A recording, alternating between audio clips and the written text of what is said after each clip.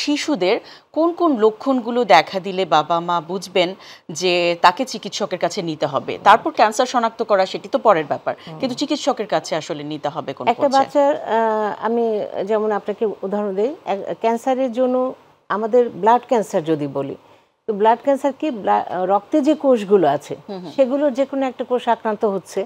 রক্তে 3 ধরনের কোষ থাকে, লাল রক্ত যেটা হিমোগ্লোবিন করে, ডাব্লিউবিসি যেটা সাদা রক্ত, আর প্লেটেলেট যেটা রক্ত জমাট বাঁধতে সাহায্য করে। তো আমরা যখন এএলএল বা লিউকেমিয়া বলি সেটা সাধারণত ডাব্লিউবিসি যেটা সাদা রক্তটাতেই আক্রান্ত হয়। আচ্ছা, এখানে যে সেলগুলো থাকে যে কোনো এক ধরনের সেল অনেক বাড়তে থাকে। তো যে কোনো জিনিসের অস্বাভাবিক বৃদ্ধি তো শরীরের জন্য ক্ষতির কারণ। এই সেলগুলো যখন বাড়ছে কি উপসর্গ নিয়ে আসে, বাবা মা তো আর এটা বুঝবেন না। বাচ্চার জ্বর হচ্ছে, সিজন চেঞ্জের একটা জ্বর, আর একটা হলো যে কোনো সিজনাল ফিভার না, এটা ঘন ঘন জ্বর আসছে, 2-1 দিন থাকছে, একটা অল্প তাপমাত্রা 2-1 মাস ধরে হয়তো বাচ্চা ভুগলো।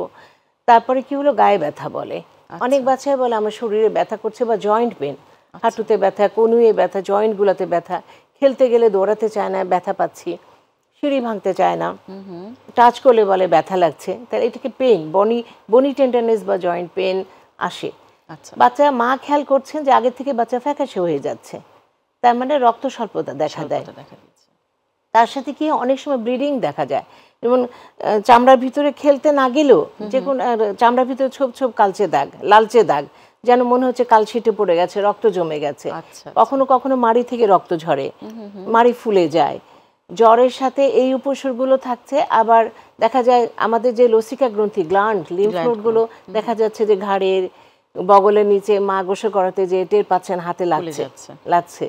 আর একটু মা যদি বেশি কনসাস হন, একটু সচেতন হলে দেখা যায় পেটে উনি চাকা পাচ্ছেন।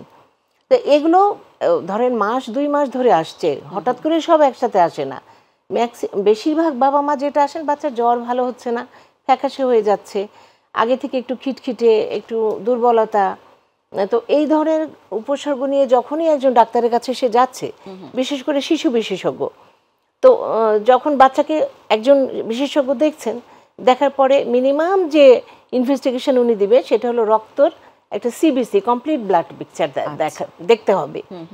এই কমপ্লিট ব্লাড পিকচার বা সিবিসি আপনাকে গাইড করবে যে এই বাচ্চাটার আসলে কি সমস্যা। এবং তখন বোধহয় রেফারেল সিস্টেমটা তখন রেফারেল সিস্টেমে সে কনসার্ন ক্যান্সার স্পেশালিস্ট বা হেমাটোলজিস্টের কাছে যাবে। এবং এটা খুব সহজ, এটা কঠিন কোনো পরীক্ষা নিরীক্ষা না। ব্লাডটা টেস্ট করার পরেই সরাসরি যদি আমরা বোন ম্যারোটা টেস্ট করি, মেরু মজ্জাটা কিন্তু এরকম ভয়ঙ্কর কিছু না। বাবা মা ভাবেন মানে রক্ত ক্যান্সার, তাহলে আমার হাড্ডি ভাঙতে হবে, তারপর পরীক্ষা করতে হবে। এই ভয়টা আসলে কাটানোর জন্য আমি বলবো যে বোনের ভিতরে আমাদের মজ্জা থাকে, আমরা মুরগির মাংস খেলে হাড্ডিতে আমরা একটা লাল যে পদার্থটা পাই, এটাই মজ্জা। এবং বাচ্চাকে ঘুম পাড়িয়ে যেভাবে আমরা মানে সুই দিয়ে রক্ত নেই, ঠিক একইভাবে একটু মোটা সুই দিয়ে বোন থেকে এই নমুনাটা নেওয়া হয়। অবশ্যই বাচ্চাকে ঘুম পাড়িয়ে, বাচ্চাকে পেইন কিলার দিয়ে, যাতে সে কষ্ট না পায়। তো এই ব্লাড টেস্টটা যখন করা হয়, তখন হেমাটোলজিস্ট বা প্যাথোলজিস্টের কাছে যাবে, ওনারাই আমাদের বলে দেন যে কোন টাইপের ক্যান্সারে আক্রান্ত।